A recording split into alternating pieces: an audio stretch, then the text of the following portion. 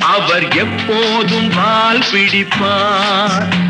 எதிர்காலம் வரும், என் கடமை வரும், இந்த கூட்டத்தின் ஆட்டத்தை ஒழிப்பேன். பொது நீதியிலே புது பாதையிலே வரும் நல்லோர் முகத்திலே விழிப்பேன்.